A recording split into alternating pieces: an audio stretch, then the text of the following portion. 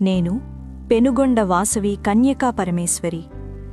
గౌతమీ నదీ తీరంలోని పుణ్యభూమిలో నేను అవతరించాను. ఋషుల తపస్సుతో పవిత్రమైన క్షేత్రంలో కుసుమశ్రేష్ఠి కుసుమాంబల ఇంటికి వచ్చాను. వైశాఖ శుద్ధ దశమి రోజున నా అన్న విరూపాక్షుతో కలిసి జన్మించాను. ధర్మరక్షణ కోసం వచ్చిన శక్తి భాగమే మేము. బాల్యం నుంచే శివనామమే నా శ్వాస.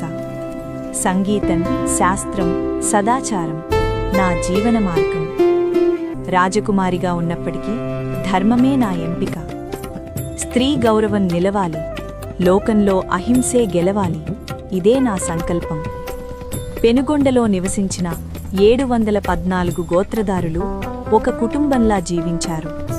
వారిలో 102 గోత్రదారులు నా ధర్మానికి తోడుగా నిలిచారు.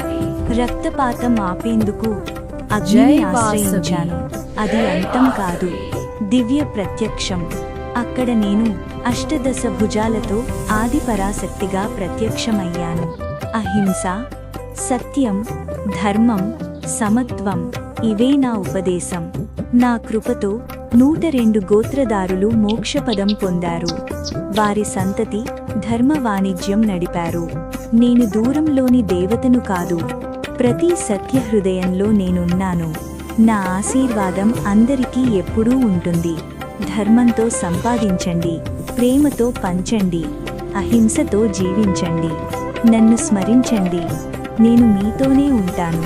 శాంతి నిలవాలి, సౌభాగ్యం నిండాలి, ధర్మం కాపాడాలి, నా కృప ఉండాలి.